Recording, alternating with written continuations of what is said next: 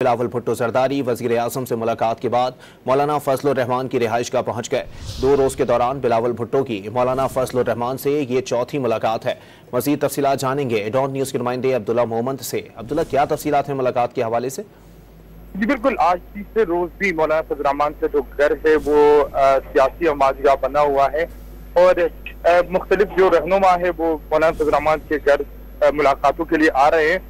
सुबह पाकिस्तान तहरीक इंसाफ का वफद जो है मौलाना फजल रहमान के घर पहुंच गया। उसके बाद बलूचिस्तान नेशनल पार्टी के सरबराह सरदार अख्तर जान मेंगल जो है वो मौलाना फजल रहमान के घर पहुंच गया। अब बिलावल भुट्टो जरदारी जो है वो वज़ीर आज़म शहबाज शरीफ से मुलाकात के बाद मौलाना फजल रहमान के घर पहुंच गए।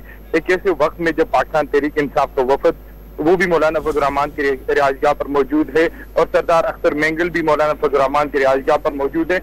और ऐसा लग रहा है और हमारे जराए ने हमें ये तस्दीक की है कि बिलावल भुट्टो जरदारी आज सरदार अख्तर मेंगल और पाकिस्तान तहरीक इंसाफ के वफद के साथ भी उनकी मुलाकात जो है वो मुतवक्का है।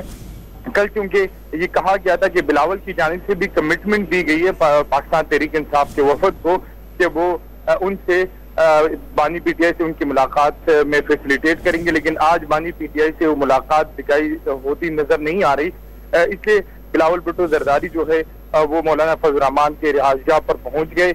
तो इस वक्त ये मुलाकात जो है वो जारी है और ये कहा जा रहा है कि बिलावल भुट्टो जरदारी पाकिस्तान तहरीक इंसाफ और सरदार अख्तर मेंगल से भी मुलाकात करेंगे। जी बहुत शुक्रिया अब्दुल्ला।